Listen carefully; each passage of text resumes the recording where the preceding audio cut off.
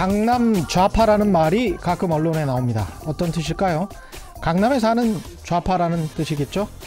그런데 강남 우파라고 들어보셨습니까? 강남 우파라는 말은 언론에 잘 나오지 않습니다. 왜 그럴까요? 강남에는 좌파만 살기 때문에 그럴까요? 아니면 강남에 살면서도 좌파면 이상한 사람들이라고 언론에 의해서 규정되기 때문에 그런 것일까요? 또는 강남이든 강북이든 우파는 아무 곳에나 살아도 되지만 좌파는 강북, 좀 더 상대적으로 가난한 지역에만 살아야 된다는 뜻일까요? 헛갈리시죠? 이게 이분법의 오류, 모순이라고 합니다. 세상 사람들을 딱 둘로만 나눠서 넌 좌파, 난 우파. 그래서 좌파는 어떻고 우파는 어떻다. 이렇게 이야기하는 거죠. 그런데 인간이 그렇습니까? 인간은 매우 다면적입니다. 게다가 시간에 따라, 세월에 따라 바뀌죠. 달라집니다.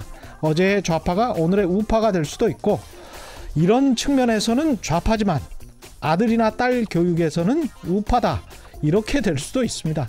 그래서 이분법으로 인간들을 나누고 한 인간을 단 하나의 분류로 규정하는 폭력을 자행하는 것보다는 인간의 비슷함, 같음, 된장찌개, 콩나물 좋아하는 한국인의 비슷함, 더불어 그럼에도 성향에 따라 누구는 해산물 좋아하고 누구는 고기 좋아하고 누구는 소고기 좋아하고 누구는 닭고기 좋아하는 다양함에 초점을 맞추는 게 훨씬 더 이 사회를 건강하고 생산적으로 만들 것 같다는 생각이 드는 요즘입니다.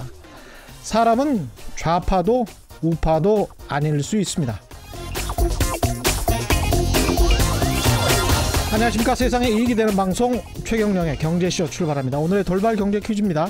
치솟는 물가, 등록금, 취업난, 집값 등 경제, 사회적 이유로 결혼, 주택 구입, 출산 등을 포기한 세대를 지칭하는 용어가 많이 등장했죠. 3포 세대, 연애, 결혼, 출산을 포기했다는 것이고, 5포 세대는 여기에 주택 구입과 인간관계까지 포기했다는 겁니다. 급기야 꿈도 희망도 포기했다는 7포 세대가 등장했는데요. 더 나아가 포기해야 할 특정 숫자가 정해지지 않아서 여러 가지를 무한대로 포기해야 할 것 같은 세대. 이 말은 무엇일까요? 오늘의 돌발 경제 퀴즈입니다. 무한대로 포기하고만 살아야 하는 세대를 일컫는 이 말. 돌발 경제 퀴즈 정답을 아시는 분은 짧은 문자 50원, 긴 문자 100원에 정보 이용료가 부과되는 샵 9730번으로 문자 보내주시거나 무료인 콩과 마이케이로 보내주셔도 좋습니다. 정답 보내주신 분들 가운데 5분 선정해서 기능성 속옷 세트 보내드리겠습니다. 최경영의 경제쇼 유튜브로도 실시간 중계 방송해드립니다. 오늘 우석훈 박사 나오셨습니다. 안녕하십니까? 예, 안녕하세요. 예.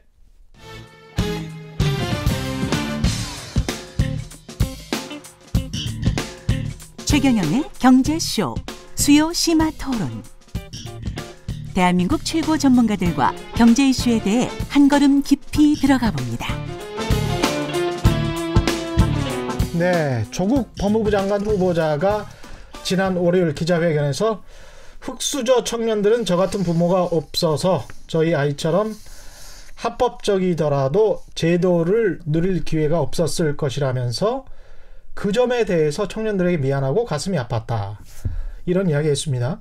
거치에 관계없이 사모펀드와 딸의 장학금 등을 정리해서 이런 좀 불우한 청년들을 위해서 장학금을 조성하겠다, 이런 뜻을 밝혔는데요. 이런 이야기 들으면서 청년들은 어떤 생각을 했을까요? 부의 대물림, 계층 간 불평등이 심화되면서 나온 소리가 헬조선인데 꼭 어제 오늘 문제만은 아니죠.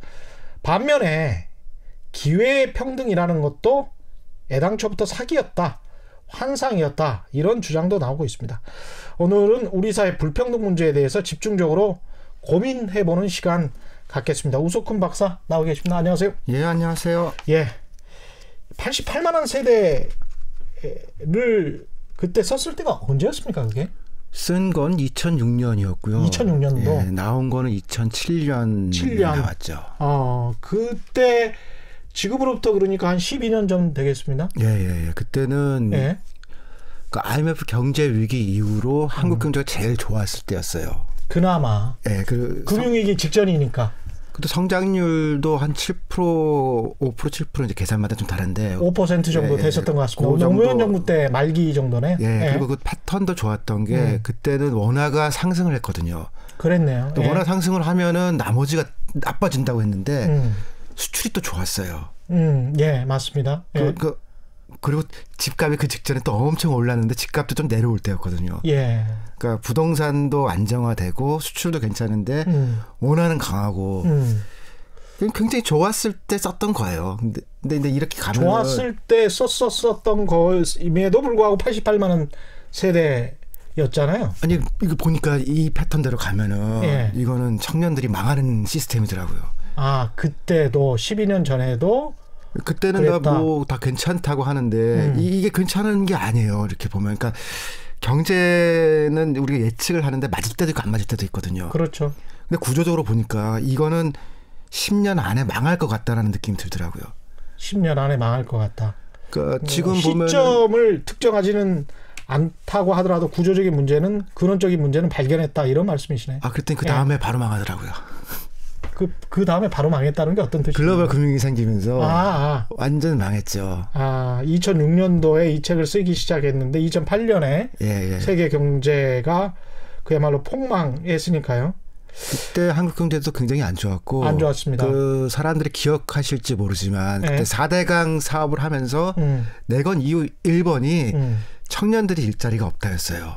청년들이 일자리가 없다. 그래서 그 청년들 일자리를 위해서는 이걸 해야 된다. 그리고 2번이 이제 글로벌 금융위기에 대처해야겠다. 청년들 생각해보니까 그랬었네요. 그러니까 청년들이 공사장에서 일이라도 할 수 있는 일자리를 그럼요. 만들어줘야 된다. 뭐 이런 생각이었군요. 그때도 그때. 논쟁을 했던 게 아니 이미 외국인 노동자가 많아서 맞다. 합법 불법 문제가 아니라 공사장에는 지금 거의 다 외국인이 하는데 그때 그 이야기 많이 나왔습니다. 맞다. 거기다가 이제 중장 비율이 높아져서 포크레인 들어가고 나머지는 외국인인데 한 2천 몇 자리 생겼더라고 나중에 보니까. 실제로는 일자리는 2천 몇 세대. 그러니까 외국인 노동자들이 주로 건설에 지금 들어가고. 4대강 관련해서는 한 22조 원 정도 투입됐었는데. 더 들어갔죠. 지금까지도 그 뒤에 뭐 수변 지역 개발한다 그래서 계속 들어가고 있어요. 이게 근데 이제 4대강 사업뿐만이 아니고 앞으로의 구조적인 문제를 본 것이기 때문에 지금도 마찬가지의 문제가 쭉 돼 있는 거잖아요. 더 안 좋아졌죠. 더 안 좋아졌죠. 그게 이를테면 경제에서 3년을 이제 단기 정도 보거든요. 5년 정도 되면 이제 중기, 10년이면 장기인데 장기가 되면 인과관계가 바뀌어요. 그러니까 우리가 뭐 1년, 3년 얘기하면서 얘기하는 거는 경기가 안 좋으니까 청년들의 일자리가 없는 거다. 경기 순환적으로 그렇다. 그러니까 경제 살리면은 괜찮아진다라는 건데 10년쯤 되잖아요. 청년이 어려우니까 불황이 오는 거예요. 구조적으로 어려웠는데 청년들이 어려우니까 그게 다시 구조적 문제를 가중시키는 그런 문제가 돼버렸다. 그 단기로 보면은 청년들이 일자리가 없고 그다음에 쓸 돈이 없으니까 경기가 안 도는 거거든요. 그렇지만 길게 보면은 청년들이 돈을 못 쓰니까 점점 내려가는 거고 그러니까 출산율도 내려가는 거고 이게 이제 딱 터지는 데가 서울과 수도권은 좀 버텨요. 근데 지방 도시들은 못 버티죠 지금. 이거 아주 중요한 말씀이신 것 같은데 서울 강남 지역 보면 출산율이 그 다른 지역에 비해서는 서울의 다른 구에 비해서는 또 상대적으로 높고 아니야 낮아요. 다른 구에 비해서는 좀 제일 높죠. 낮은 데가 종로구가 한 0.6 몇인가 그렇고 그렇죠. 그 바로 위가 그 강남이거든요. 강남. 근데 실제로 강남은 이게 쉬워요. 그러니까 종로는 이제 젊은 사람들이 안 사는 도시가 된 거고 강남은 젊은 사람들이 못 사는 도시가 된 거고. 결혼해서 나 결혼했으니까 이제 강남 가서 살아야지가 아니고 그 못 살잖아요. 강남 살다가도 애 낳을 때 되면은 그 옆으로 가고 다른 데로 가니까 출산율이 높기가 어렵죠.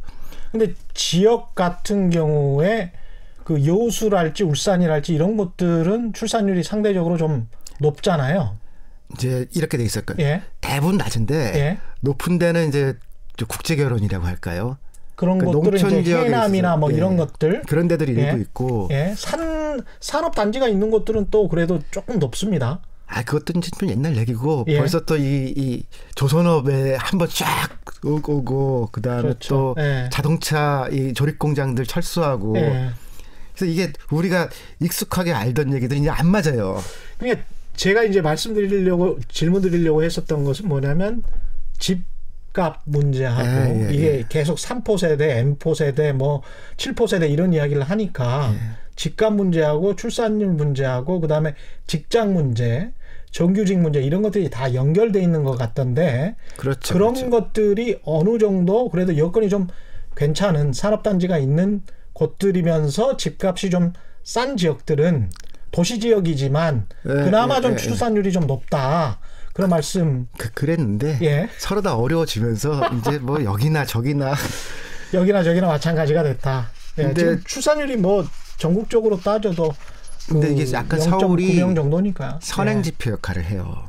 서울이 선행지표 역할을 한다. 그러니까 2004년 정도에는 서울이 먼저 내려갔다가 치고 올라간 적이 있는데 지금은 몇 년째 추세적으로 서울이 이 작년에 이미 1m 내려왔거든요. 그렇습니다. 그런데 다른 지역이 서울을 따라와요. 근데 결혼을 한 가정의 출산율은 또 높더라고요. 그러니까 90 한 2, 3년부터 제가 장기 분석을 해보니까 2명이 넘었어요. 결혼한 사람들의 이 출산 패턴이 크게 바뀐 적이 별로 없어요. 그러니까 넷째를 덜 낳은 것만 크게 바뀌었고. 넷째를 덜 낳은 것만 크게 바뀌었고. 첫 결혼한 순간부터 첫 번째 아이를 출산하는 평균치, 둘째 아이를 출산하는 평균치를 보니까 IMF부터 좀 내려왔다 다시 올라가고. 그러니까 결혼한 사람들은 엄청나게 똑같이 애를 낳고 있는 거예요. 그러니까 결혼한 사람들은 상대적으로 살만하다.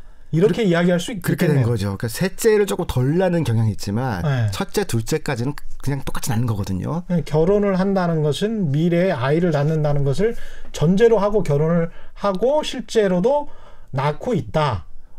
그렇게 된 거예요. 그러니까 전 세계적으로 보면은 지금까지 저희가 이제 뭐 인구 경제학 같은 거 할 때 맨 처음에 배웠던 게 교육 수준이 낮고 못 살면 출산율이 높다.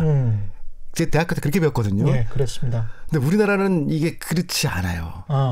그러니까 굉장히 잘 배우고 뭐 자본도 좀 있고 하다못해 이 남자가 전셋값이라도 있어야 결혼을 이렇게 시도를 해보는 거지. 남자가 전셋값이라도 있어야. 아니 있을 가능이라도 있어야. 있을 가능이라도 있어야.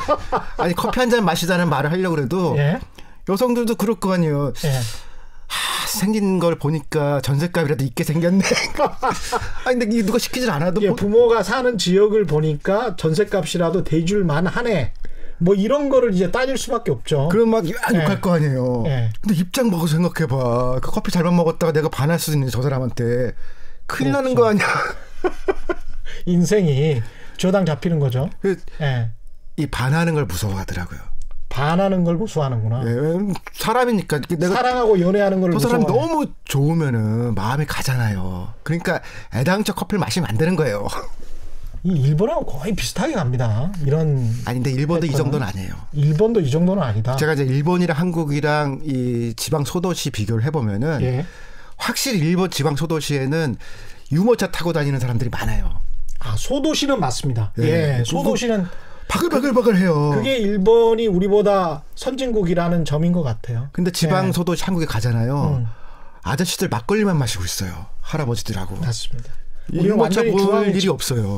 중앙 집중적으로 서울에만 다 이렇게 일자리가 몰려 있고 그다음에 젊은 사람들이 몰려 있는데 일본은 유치원이랄지 이런 것들이 또 소도시에도 아주 잘 돼 있더라고요. 그게 선진국. 그러니까 한국에서는 유모차 태우고 엄마가 혹은 아빠가 애 둘 손에 잡고 가는 그런 모습을 볼 일이 거의 없는데 둘이 있어도 많죠. 근데 일본 가면은 3명 정도 가는 집이 하루에 몇 번은 봐요. 그러니까 이 정부에서 지난 정부에서 그랬죠. 3번째 애를 낳으면은 이제 특혜를 많이 주겠다. 근데 그거 보고 내가 웃겼던 게 첫 번째 애를 안 낳는데 3번째 애를 어떻게 낳아요? 일본이 소도시에 가면 그런 풍경을 볼 수 있다. 그게 의미하는 것은 뭘까요? 우리의 지역 균형 정책이랄지 이런 게 그러니까 일본도 지방 소멸이라는 표현을 쓰면서 문제라고 얘기를 해요. 그렇죠. 거기도 지방 소멸, 도시 소멸 이야기 많이 하잖아요. 자기들이 보기엔 큰 문제인데 우리한테는 그 잽이 안 되는 거예요. 우리가 더 심한 거죠, 이제. 그렇습니다. 근데 20대 입장에서 봤을 때는 아까 이제 뭐 출산 전에 결혼을 포기를 하는 건데 그게 합리적인 선택일 수가 있는 게 본인의 행복을 위해서 그냥 혼자서 근근히 먹고 살 수 있는 상황이 된다면 이렇게 사는 게 훨씬 더 행복하겠다. 이런 선택을 하는 게 합리적일 수 있지 않을까요? 몇 년 전에 이제 예. 결혼 관련된 연구를 하면서 제가 막 가슴에 손을 얹고 생각을 해봤어요. 예. 제가 만약에 지금 이 시대에 여대생이다. 예. 그럼 나는 어떻게 했겠냐라고. 꼭 여대생이어야 돼요? 남대생은 다른 아니죠. 그게 예. 여성에 관한 얘기를 하는 거니까. 아, 여성에 관한 이야기니까. 그 남자 대학생 시절은 제가 거쳤잖아요. 아. 저는 판단하고 결혼을 하고 애도 낳고 그랬는데 결혼을 하게 됨으로써 여자가 갖게 되는 부담이 훨씬 더 높게 되니까 그런 말씀하시는 거예요. 제가 예. 정말로 그냥 똑같은데 저랑 근데 만약에 내가 이 시대에 여대생이면 어떻게 했겠냐 딱 생각해 보니까 총 맞아서 결론이 그렇더라고요. 수치를 쭉 보니까. 아. 그리고 이거는 총 맞지 않으면 결혼하지 않는다. 안 하는 게 합리적인 거예요. 그렇죠. 그리고 근데 예. 사람이니까 사랑을 하게 되거든요. 예.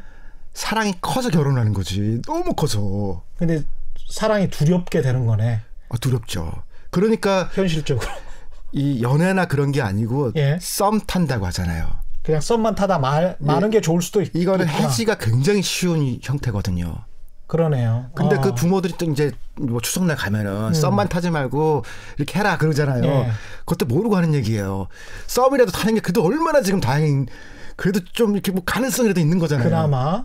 썸도 안 타는 게 무썸 시대. 일로 간다니까요, 우리가. 이게 지금 저희가 웃으면서 이야기하고 있지만 굉장히 좀 슬프고 어떻게 보면 공포스러운 이야기입니다. 아, 공포는 아니에요. 공포는 아니에요, 또? 그렇게 해가지고 이를테면은 뭐 청년들한테 뭘 팔아야 되는 사람들은 공포스러운데 예. 또 그게 또 이렇게 해서 가는 거예요. 그러니까 이렇게 해서 또 가는 거예요? 일본처럼? 아니 그러다가 한국 경제랄지 전체 국가 경제 문제로 봤을 때는 그거는 이제 공포의 시나리오 아닙니까? 그거는 이제 청와대에서 고민하실 일이고 젊은 사람들 생각해 보면 그거는 나라가 걱정할 일이지. 젊은 그러네. 사람들이 뭐하러 걱정해요. 그렇습니다. 자기 인생 자체가 지금 아무도 지금 돌봐주지 않고 그 책 제목도 있잖아요. 아무도 남을 돌보지 마라. 그 정부가 그렇게 하고 있는데 뭘 믿고 결혼해요 지금. 요새 그 각자 도생이라는 말 뭐 예전부터 유행했지만 그런 의미인 것 같네요. 그런 비슷한 영화도 있었잖아요. 지금 뭐 많이 있죠. 재난 영화 중에서 각자 도생해서 열심히 그 유독가스를 피하는 그런 영화도 본 것 같은데 그런 영화도 결국은 각광받을 수밖에 없는 것이 세월호 때도 그랬고 지금 전반적인 사회 구조가 내가 혼자 내 스스로 살 길을 찾지 않으면 사회나 구조가 특히 정부도 어떻게 해주지 않는다라는 어떤 생각 때문인 것 같습니다. 어떻게 보면은 이제 자본주의라고 하지만 이 시장 경제가 움직이기 위해서는 사회가 또 다른 형태의 공동체처럼 움직여야 되거든요. 근데 이제 우린 그런 건 없고 가족이 그 역할을 했는데 그나마 가족도 깨지고 가족도 믿음을 못 주고 국가는 잘 믿기지 않고 그 애인을 어떻게 믿겠어요? 저 언제 배신할지 모르는데 믿을 수 없죠. 제가 저 모두의 오프닝에서 그런 이야기 했습니다만 강남 좌파, 강남 우파 이런 이야기 했잖아요. 그래서 강남 좌파의 그 사람들의 잘못도 있겠지만 좌우지간 더 씌워진 이미지는 위선적이다. 그래서 위선이 싫다.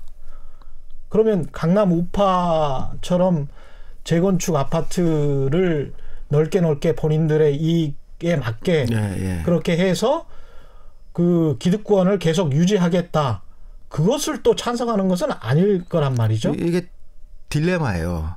안 그렇죠? 보이는 데서 나쁜 짓 하는 사람한테는 아무도 말을 안 하는데 이게 보이면 뭐라고 하는 거거든요. 보이면. 근데 이게 사회 지도자인데 그냥 아까 말씀하신 개발파다. 그러면 뭐 대충 살아도 사실 문제가 안 돼요. 나 원래 개발파야. 근데 개발파가 아니고 이제 좀 이렇게 보존을 하자. 근데 너 왜 거기서 담배 피워? 너는 왜 디젤차 차? 아니 근데 우리 애가 많아가지고 이걸 탈 수밖에 없어요. 그런데 그건 모르겠고 너 디젤 타면서 무슨 환경 얘기해. 저도 이게 딜레마거든요. 정의로운 파보다는 이 개발파가 훨씬 더 포지셔닝이 좋다 이런 생각을 많이 음식도 했습니다. 마찬가지예요. 음식도 이제 농업을 생각하면서 유기농도 먹고 이렇게 하잖아요. 그러다가 불량식품 먹으면 너는 이럴 수가 있냐 근데 그렇죠. 어떤 반대쪽에 있는 사람은 나는 음식은 싼 게 최고야. 문제될 게 없잖아요. 그러니까 한쪽은 위선을 문제 삼는 거군요. 그러니까 한쪽은 도덕이 거의 없다시피 한 거를 자기 도덕이 거의 없다시피. 아니 근데 시장 얘기 끝까지 가면은 모든 걸 시장이 알아서 할 거니까 인간의 도덕은 필요 없다. 극단적인 자유주의 그거 아니에요. 그렇습니다.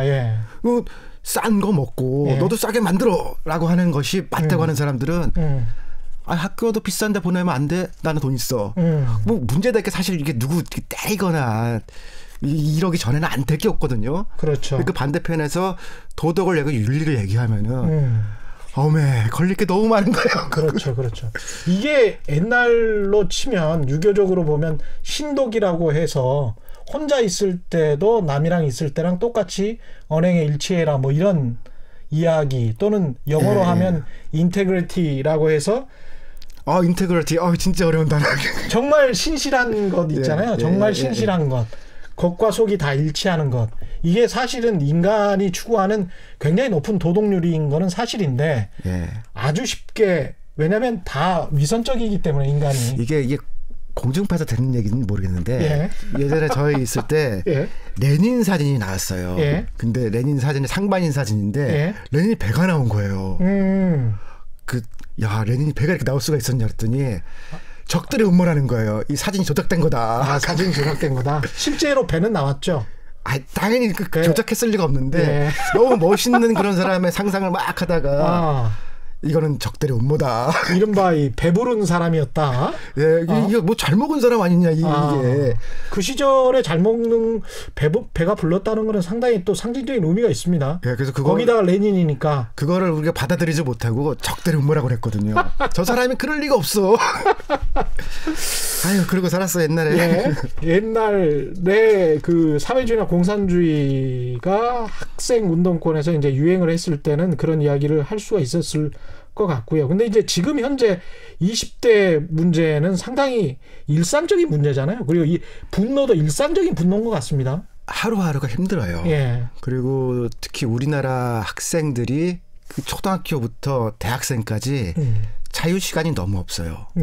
그리고 국제 기준으로 치면은 초등학생은 아동 학대고 청소년 학대예요. 지금 우리 공부 시간을 놓고 보면은 대학생은 그냥 학대고. 근데 제가 대학생들 보면 맨날 너무 하다는 게 초등학생들은 학교 급식에서 과일이 나와요. 최소한의 과일을 먹어요. 중고등학교도 어지간히 돼서 과일을 먹거든요. 그렇죠. 어른들은 또 이제 회사 가면 회사에서 급식이 나오잖아요. 영양사에서 그래 과일을 조금씩 먹어요. 대학생은 못 먹어요. 과일을 못 먹는다. 그게 학교 식단에 그게 싸게 하다 보니까 케이터링 들어오는데 과일은 없거든요. 그것도 편의점에서 사 먹기에는 돈이 없잖아요. 그러네요. 그러니까 대학생이 얼마나 힘드냐를 보면은 영양 칼로리 섭취하는 거 보잖아요. 저희가 이제 미국 얘기할 때 가난한 사람들이 가난해서 살이 찐다는 얘기를 하잖아요. 맞습니다. 대학생이 딱 지금 그 상태예요. 하루에 과일 먹는 게 별로 없지 탄수화물 위주지. 근데 제가 70년생인데 우리 세대만도 과일 못 먹었는데요. 대학교 때. 그때는 다 안 먹었. 한 달에 한 번씩 삼겹살 먹고. 그때는 다 안 먹었잖아요. 그때는 다 안 먹어서 괜찮다. 근데 지금은 어린이집부터 초등학생 이게 다 먹어요. 그러니까 대학교 들어가기 직전까지는 평생 과일을 먹다가 대학교 가는 순간에 돈은 몇 천만 원씩 내는데 과일 먹을 수가 없는 상태가 된 거예요. 그러니까 시간도 많지만 복지도 아무도 안 챙겨요. 딱 중간에 그것도 그러니까 끼어 있네요. 버린 거예요. 그게 국민적 치잖아요. 그러면은 말이 좋아 청년이고 일 시킬 때만 청년이지 쉬게를 해주냐 과일이라도 먹을 수 있게 농림부나 챙겨야 될 거 아니에요. 아무도 신경 안 쓰니까 이게 버린 존재라니까요. 이게 굉장히 또 사소한 것 같지만 또 상당히 중요한 것 같습니다. 뭘 먹고 어떻게 지내는지 차라리 노인분들은 지금 이제 이 건보 때문에 건강보험 금액 때문에 막 챙겨요. 예. 그래서 어떻게 하면 조금이라도 이 돈이 덜 들까. 이게 착해서 그런 게 아니고 예. 건법비를 좀 줄여보려고 그러는데. 약값 때문에. 예. 근데 건강하신 게 좋으니까. 대학생은 아파도 발병이 예. 몇십 년 후에 나니까 신경 안 쓰는 거예요. 이게 좀 슬픈 일이죠. 굉장히 슬픈 일이네. 특히 비정규직 같은 경우에 대학생 이야기도 했습니다만 고 김용균 씨 같은 경우도 그렇고 그 지상파 뉴스에도 가끔 나옵니다만 그런 쪽에서 일을 하는 비정규직들의 작업 환경이라는 거는 거의 19세기에 방불케 하더만요. 이게 한 20세기 초까지는 그랬어요. 근데 예. 저는 이제 3당 원칙이라고 가끔 얘기를 하는데 예. 우리가 동일 임금 동일 노동 예. 뭐 이런 얘기는 좀 하잖아요. 이게 같아야 된다. 그러니까 원칙적으로 그런 생각하는데 처우도 같아야 되는 거예요. 그렇습니다. 맞습니다. 그래서 근데 뭐 다른 건 모르겠어요. 먹는 걸 좀 차별하고 그러면 기분 나쁘고 많은데 안전에 관한 장비를 이거 하는 거는 그렇죠. 이거는 우리가 너무 이게 인간도 아닌 지금 상태에 가 있는 거거든요. 아니 최소한 한 사람이 더 옆에 있으면서 그 사람의 안전한지 여부를 옆에서 하면서 작업을 좀 같이 도와주거나 이렇게 하지 않으면 그냥 또 다른 제2의 김용균이 나올 수 있는 그런 상황이더라고요. 보니까. 동일 처우라는 생각을 우리가 전혀 안 해본 건데 저도 이걸 본격적으로 생각한 게 후쿠시마 사건 났을 때 그때 이제 처음에 들어간 노동자들이 비정규직들을 보냈다는 거예요. 그러니까 이 사람들 자기 피폭인지도 잘 모르고 돈 많이 준다니까 간 건데 이건 이제 철학적인 문제가 되는 거죠. 어딘가는 위험한 일이 있고 어딘가는 힘든 일이 있는데 정규직들은 아니까 뒤로 빠지고 모르는 비정규직한테 이거 해라. 그 사이가 과연 옳은 거냐. 그리고 위험한 일이면 진짜 더 해주지는 못하더라도 똑같은 정도의 안전을 해야 될 거 아니냐라고 하는데 우리 사회가 그런 일을 한 적이 없어요. 근데 그냥 있는 대로 하면은 이거 계약대로 한 거다. 맞아요. 이거는 파견 받은 거다. 아무도 벌을 안 받잖아요. 그럼 법이 잘못된 거죠. 그렇죠. 전부 그냥 돈의 논리로만 이야기를 하니까요. 돈으로 따져도 그러고 나서 이제 처리하는 것보다 문제가 없게 안전하게 해주는 게 싸요. 단기적으로는 그냥 이게 귀찮아서 하는 거지. 돈도 그렇게 싼 것도 아니거든요. 오늘 그 본격적인 주제로 사실 들어가지도 못했는데 오늘 본격적인 주제는 교육과 입시와 그다음에 젠더 문제도 조금 있을 것 같고요. 청년 문제 그러면서 이제 청년 문제에 관해서 좀 더 논의를 해봐야 될 것 같은데요. 그 주제 본격적인 주제에 들어가기에 앞서서 돌발 경제 퀴즈 한 번만 더 보내드리겠습니다. 오늘의 돌발 경제 퀴즈는요. 그 3포 세대, 5포 세대 이런 이야기 많이 하죠. 더 나아가서 이제 포기해야 할 특정 숫자가 정해지지 않고 제가 잠깐 전에 이야기를 했습니다. 일부러 이야기했어요. 맞추시라고. 여러 가지를 무한정으로 포기해야 되는 세대를 뜻하는 이 말은 뭘까요? 오늘의 돌발 경제 퀴즈입니다. 정답을 아시는 분은 짧은 문자 50원, 긴 문자 100원에 정보 이용료가 부과되는 샵 9730번으로 문자 보내주시거나 무료인 콩과 마이케이로 보내주셔도 좋습니다. 정답 보내주신 분들 가운데 5분 선정해서 기능성 속옷 세트 보내드리겠습니다. 이번에 이제 조국 법무부 장관 후보자 논란과 관련해서도 가장 크게 청년들이 분노했던 거는 이제 교육 문제. 그게 확정된 사실이 아니라고 할지라도 이제 의혹만 가지고라도 시스템에 문제가 있었던 것은 확실한 것이기 때문에 교육 문제, 그다음에 입시 문제. 교육이 일종의 이제 그 어떤 계층의 사다리가 될 수 있다라고 믿었는데 그게 전혀 아닌 것 같다라는 게 또 한 번 확인돼서 분노했던 것 같은데 어떻게 보십니까? 제가 어저께 우울하고 그래서 그 로버트 퍼트남이라고 하는 하버드 교수, 노교수죠. 그분의 우리들의 아이들이라는 책을 읽었거든요. 우리들의 아이들. 로버트 퍼트남. 이분이 볼링 언론, 그러니까 나 혼자 볼링을 치는 그 책으로 엄청 유명해져서 클린턴 시절에 대통령 자문됐던 사람이에요. 공동체가 무너지니까. 근데 이제 교육에 대한 걸 하다가 딱 우리한테 맞는 구절이 있더라고요. 제가 한번 읽어드리겠습니다. 특권적인 배경을 가진 아이들 하나하나는 대학 입학 사정관에게 호감을 살 수 있고 미래 고용주를 감동시킬 수 있는 소프트 스킬을 학습해왔다. 우리가 만났던 가난한 배경의 아이들 중에서는 이와 유사한 지원 혜택을 본 아이가 하나도 없다. 타고난 능력이 무엇이었든 간에 말이다. 소름 끼치는데요? 이게 이제 그 미국 고등학교의 소위 그 서클 활동들 있잖아요. 예. 그거를 지적하는 구절에서 나온 건데 좋은 학교라는 거는 학교가 좋은 게 아니라 예. 부자 동네에 있는 학교라는 걸 얘기해요. 맞습니다.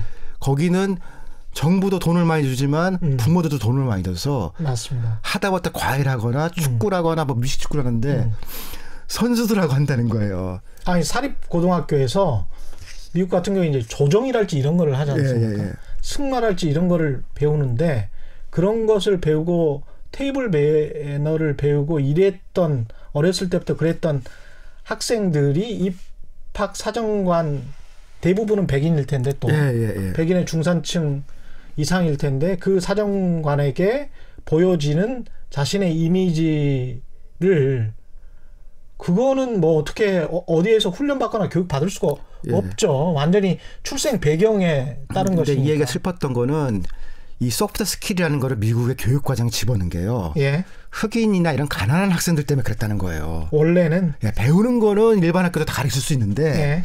이 친구들이 그런 소프트 스킬이라고 하는 인생을 살아가는 뭐 리더십 그런 거 있잖아요. 예. 못 배우니까 전체를 다 특화 활동을 넣어서 이거를 배워라 했는데 이게 오히려 어떤 사람 대학을 잘 가게 하는데 그게 부모가 부잣집인 애들이라는 거예요. 그러니까 문화나 계층이 사실상 나뉘어져 있다라고 볼 수밖에 근데 없잖아요. 이제 제가 너무 충격적이었던 50년대, 70년대까지는 예. 학교가 어디든 큰 차이가 없었다는 거예요. 동네 차이도 많지 않고 예. 가난한 사람 부자들이 미국도 같이 살았대요. 근데 이게 분리가 되면서 가위 현상이라고 이렇게 표현하더라고요. 가위. 처음에 조금 차이가 있던 게 가위처럼 팍 벌어져가지고서 지금은 도저히 이게 안 된다. 예. 근데 이 결론이 제가 참 인상 깊었던 게 우리가 평등을 얘기하잖아요. 예. 그럼 모든 학교에 공평하게 주자. 이거를 이제 행정용어로 하면은 문제 없이 그냥 대충 주자는 거예요. 똑같이 평균치로. 근데 퍼트남 교수 얘기는 가난한 학교는 당연히 핸디캡이 있는 거니까 여기에 돈을 더 줘야 되는 거다. 우리로 생각해 보니까 특목고나 뭐 이럴 때 뭐 과기고나 이런데 과학고나 이런데 돈을 더 주는 거는 당연히 생각하잖아요. 똑똑한 애들 가는 데니까 돈을 더 줘야 된다. 그러면 안 된다는 거예요. 지방에 있는 학교일수록 가난한 부모가 있는 학교일수록 돈을 더 많이 줘가지고서 이걸 통해서 격차를 줄여야 되는 거다. 특히 우리 지역 국립대학교 정책이 굉장히 좀 문제가 많은데 그거는 퍼트남의 이야기가 아주 유효한 것 같습니다. 저도 그렇게는 생각 못하고 공평하게 뭐 이런 정도만 생각했는데 공평이 깨져 있는 거니까 가난한 집 많은 동네 어려운 동네 시골일수록 몇 배로 주라는 거예요. 그러면은 다시 시간이 지나면은 이 격차가 줄어들 거다. 근데 사실은 엘리트 교육을 강조하는 쪽에서는 아니 엘리트 교육을 시켜서 그 애들이 한두 명이라도 빌 게이츠 같은 사람이 나오면 무슨 1000만 명이 먹고 살 수 있는 것 아니냐 이런 주장을 하시는 분들이 많고. 빌 게이츠는 그런 교육을 안 받았잖아요.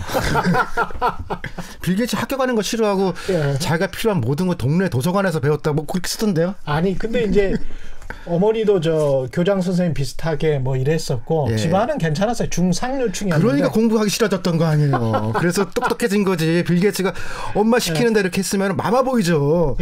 그 지금 이렇게 됐겠어요. 그 우리나라 엘리트 교육 생각해 보니까 제가 이제 카이스트 친구들이 꽤 많았었는데 대학 다닐 때 카이스트 가보면 이쪽은 그때만 해도 과학기술부에서 지금은 교육부 산하로 들어갔을 텐데 과학기술부의 교육 예산을 받는 유일한 학교였거든요. 그러니까 다른 학교들은 교육부의 예산을 받는데 이 학교는 과학기술부의 예산을 받아가지고 예산이 굉장히 풍부했고 아까 먹는 거 말씀하셨으니까 과일도 정말 잘 나왔어요. 제 기억에는. 그래서 그 학교에 가서 며칠 그 기거를 했던 적이 있습니다. 근데 그냥 아주 공짜로 막 주더만요. 참 어려운 시절을 사셨네요. 근데 이런 거야. 그때는 우리가 가난했기 때문에 누군가한테 몰아서 줄 수밖에 없었거든요. 네. 자산이 없으니까. 네. 근데 지금 그런 과학 교육에 관한 거를 일반 고등학교에 해줄 수 있는 돈이 우리가 없느냐. 그 지금 그렇지 않아요. 그 질문은 아주 유효한 것 같습니다. 그 좋은 교육을 학교에 해주면 되는 거 아니에요. 근데 몇 년 전만 해도 우리는 장비도 없고 선생님도 없고 없으니까 집중해서 키우자고 했는데 네. 지금 3만 달러가 넘는데 무슨 소리예요. 그냥 그거 학교마다 다 해줘서 문제없이 해주는데 그게 오히려 낫죠. 오히려 그때 당시 이명박 정부 때 들여왔던 입시 사정관 제도는 엘리트 교육 위주였다라고 생각할 수도 있겠네요. 왜냐하면 그때 당시에 뭐 오렌지 뭐 이러면서 뭐 오렌지 교육 예? 오렌지가 아니고 오렌지다 뭐 이러면서 예. 영어 교육 열풍이 불었었고 그분이 그 말만 안 했으면 총리도 하셨을 텐데. 그러면서 또 이런 논의도 있었어요. 그때 이중 국적자들에 관해서 인재들을 받기 위해서 이중 국적을 허용하자는 이야기들 많이 나왔었는데 그 바람에 그 정권이 어려워졌죠. 네. 그런데 그걸 곰곰이 따져놓고 보면 이미 본인들의 손자 손녀가 이거는 우리나라 대기업에도 해당이 되는데 예. 과거에 KBS 탐사보도팀에서 아주 중요한 보도를 했던 게 한국 그 재벌들의 손자 손녀들의 국적을 파헤친 보도가 있었습니다. 그런데 상당수가 그 외국인이에요. 미국인이거나 유럽인이거나 뭐 이렇습니다. 그래서 한국 국적이 아니에요. 그게 단편적으로 나왔던 게 조연아 씨 같은 경우가 이제 그랬던 건데 많은 사람들이 미국에서 그냥 원정 출산 또는 거기에서 공부를 하면서 애를 낳는 경우가 많았기 때문에 3세 같은 경우는 굉장히 그런 경우가 많고 그걸 굉장히 포기하지 않고 이런 경우들이 많이 봤습니다. 예. 제가 이제 프랑스나 독일 같은 경우 좀 생각해 보면은 한국 보수가 좀 이상한 게 자기네 민족 이런 걸 되게 중시 여기고 그런 게 사실은 유럽식 보수거든요.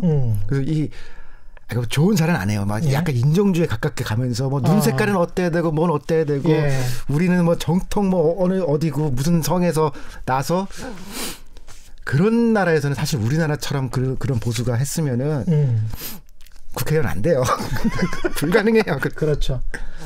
노블레스 오블리제가 또 철저한 나라들 아니 오블리제도 아니고 그게 자기 출발점이고 힘이에요. 내가 무슨 노르망디 무슨 뭐 공이고 그렇죠. 우리 애는 뭐 어서 뭐 한다. 그런데 우리 애는 저 런던에서 공부했어요. 그러면은 출마 못해요. 이게 뭐야 이게 파리 두고 왜 런던에서 말이 안 되는 거 아니에요? 그 입시제도 관련해서 이제 수시를 조금 줄이든지 아니면은 뭐 극단적으로는 없애든지 하면서 정시로 가자 이런 목소리도 이제 이번 사건을 보면서 나왔었는데 이게 또 해결 방안이 되냐 그러면 사회 구조적으로 해결 방안 될 것 같지 않다 뭐 이런 반론도 있습니다. 결국은 이제 대학교를 나오지 않아도 먹고 살만하고 뭐 이런 것들이 돼야 이제 사실 다 고쳐야 되는 거니까 그런데 그렇죠. 그냥 제가 유럽식 상식으로 생각해 보면은 거기는 시험 보고 들어가거든요. 거기도. 그래서 무슨 뭐 특화를 열심히 해야 그건 좀 사실 정서적으로 저는 안 와닿아요. 그래서 이게 딱 그 근거는 딱 하나거든요. 그러니까 시험 딱 한번 보면은 오히려 과외를 많이 해서 과외빨로 온 애들이 사실은 시험을 잘 보니까 이게 빈부에 대한 상관관계가 굉장히 높은 거다. 그래서 시험을 줄이는데 아니 시험 아닌 거는 그게 더 높잖아요. 그렇죠. 그리고 이제 그래서 더 높습니다. 그래서 저기 교육방송에서 이렇게 교육방송 이렇게 하면서 이게 할 수 있게 그게 다 그래서 나온 거거든요. 돈이 훨씬 더 들어요. 그게. 그 장치가 지금 돼 있기 때문에. 근데 저 얘기는 저도 이해가 되더라고요. 그러니까 뭐 상반기, 하반기 한 번씩 시험을 봐서 그 중에 좀 좋은 점수를 가질 수 있게 해주자. 그런 정도로 하면 보완하면 사실 그냥 옆으로 이렇게 빠져나가고 부모 덕 보는 거는 그냥 없애는 게 낫지 않을까 그런 생각이 들더라고요. 그러니까 이런 이야기, 이런 주장은 참 타당하다라고 보여지는 게 많은 뭐 그 SNS 이야기들 중에 학교에서 가르치는 것만 가지고 시험을 보자. 그래서 대학에 들어가든지 말든지 해야 이게 공정한 게임 아니냐. 그런데 학교에서 가르치지 않은 걸 가지고 시험을 보게 하고 또는 심지어는 학교에서 교사들이 그런 교사들 분들이 많지는 않겠습니다만은 학원에서 배웠지라고 하면서 이렇게 진도가 나가버리는 그런 일들이 있다라고 하니까 제가 최근에 중학교 고등학교 연구를 조금 하게 되면서 좀 봤더니 이 게임 중독이 중학교 2학년 때 시작하더라고요. 근데 그래서 이제 중학교 2학년 때 본격화되는 거예요. 남자 여자 뭐 상관없이 중이병 딱 걸릴 때 그 중이병이 왜 생기나 봤더니 중학교 2학년 때 이 특목고 가는 반 친구하고 아닌 애들 갈려요. 나뉘는구나. 그래서 선생님과 부모가 그러니까 애들이 아는 거예요. 딱 나는 우리 엄마가 알죠. 우리 엄마가 나 특목고 안 보내는 것 같아. 학교 갔더니 선생님도 나 그렇게 안 해. 그러면은 감성적으로 아주 뛰어나니까 딱 거기서 입원생활 끝났다라는 거 아는 거예요. 근데 반항을 하기는 무섭잖아요. 게임 중독이에요. 그러니까 어딘가에 그냥 빠져드는 거군요. 그래서 그 중2 때부터 현실이 그러니까 좋은 대학 갈 것 같지 않은 학생은 고3까지 자는 거야, 학교 가서. 아무 프로그램이 없고 얘들이 왜 이러는지 중2병이라는 말이나 하고 그렇게 된 거예요. 이 여러 가지 이야기를 했는데요. 이 좀 정리를 좀 해야 될 것 같아서 결국은 이렇게 한탄하고 체념만 한다고 끝날 문제는 아니고 뭔가 대안이나 솔루션이 있어야 될 것 같은데 있어야죠. 어떤 측면으로 보십니까? 저는 두 가지로 생각하고 싶은데 그 미국에 보면은 그러니까 프리베일링 웨이지라고 하는 그러니까 공정임금이라고도 번역하고 뭐 그런 게 있는데 건설 노동자들이 실제 중간 약간 아래 정도 임금을 받아요. 건설 노동자들이 중간 약간 아래 정도. 근데 이게 민간까지 주도하진 않는데 상당히 높습니다. 이게 뉴딜 때 그렇게 했더라고요. 우리는 뉴딜을 보면서 뭘 많이 지었다고 생각했는데 뉴딜 때 정부가 하는 광급공사에 임금을 높여준 거예요. 그래서 근데 그게 기준이 되니까 다른 민간도 그 정도 안 주면 좋은 사람이 안 오거든요. 근데 며칠 전에 그 얘기 이렇게 보니까 우리는 건설 노동자가 완전히 꽝이잖아요. 맞습니다. 근데 그래서 미국은 보니까 교사 월급하고 건설 노동자, 그러니까 뭐 미장이 칠하는 사람, 벽지 도배하는 사람들이 비슷해요. 그래서 19살 되면은 그 미장이 직업을 가진 사람이 자기 아들을 데리고 현장에 데리고 온다는 거예요. 너 학교 가지 말고 여기서 나한테 이거 배우는 게 너의 인생에 낫다. 훨씬 낫다. 근데 미국 정부가 그 건설 노동자 임금을 깎을 리가 없거든요. 그런 시스템이 있기 때문에 그런 거네요. 그러니까 유럽은 그게 없는데 웬만해도 그렇게 받으니까 굳이 그걸 제도화시킬 필요가 없는데 당연히 엔지니어들은 잘 받죠. 그게 일하는 사람들 다 엔지니어 부르잖아요. 이게 굉장히 큰 의미가 있는 게 제가 지난번에 표준품셈과 관련해서 한번 말씀드린 적이 있는데 0.7mm, 1mm 철근 관련해 가지고 각종 그 건설 기자재를 3월과 9월 두 번씩 올리거든요. 그거를 이제 건설업자들이 국토교통부에 제출을 하는 건데 그 표준품섬에 들어가 있는 인건비는 그 정도로 올리지는 않습니다. 그러니까 자재비는 올리지만 인건비는 거의 동결되다시피 했거든요. 그런데 정부 관계자 여러분들이 이거는 굉장히 잘 봐야 되겠다. 아주 중요한 지적인 것 같아요. 거기다가 최근에는 거기 노동시간을 7시간 밑으로 줄여나간다는 거예요. 좋습니다. 아침 일찍 나가면 2시에 퇴근하는 거거든요. 그리고 교사 월급을 받잖아요. 그러면은 사실 이 건설노동이 힘든 거거든요. 이 정부 광급공사라도 이런 인건비와 관련해서 제대로 된 대책이 나오면 굉장히 좋을 것 같고요. 고2, 고3 때 나 저기 가고 싶어라고 생각하고 저거면 내 길이다라고 하면은 그 친구들은 대학교 볼 필요가 없는 거거든요. 그러면서 다른 문화생활하고 경제적으로 사회적으로 다른 생활을 하면서 본인의 꿈들을 차츰 또 이뤄나갈 수 있는 것이고요. 그래서 그 대학 안 가도 되는 괜찮은 걸 만들자라고 사회적 합의만 있으면은 맞습니다. 공무원도 그럼 지역 코타 줘가지고서 지역 고3들 와서 한 6개월 일하고 오게 하자. 아이디어가 없는 게 아니고 지네끼리 해먹고 싶으니까 이러고 있는 거야 지금. 아이디어는 전 세계에 얼마나 많은데요, 그게. 뭔가 바꿔야 됩니다. 근데 이제 전 세계 아이디어를 지금 아주 중요한 걸 하나 짚어주셨으니까 우리가 꼭 생각해 봐야 될 것 같고요. 오늘 좀 시간이 다 돼서 여기서 맞춰야 될 것 같습니다. 예. 떠들다 보니까 저도 뭔 얘기했는지. 오늘 말씀 감사하고요. 지금까지 우석훈 경제학 박사와 함께했습니다. 저는 KBS 최경영 기자였고요. 오늘 돌발 퀴즈 정답은 M4세대입니다. 세상에 이익이 되는 방송 최경영의 경제쇼였습니다. 고맙습니다.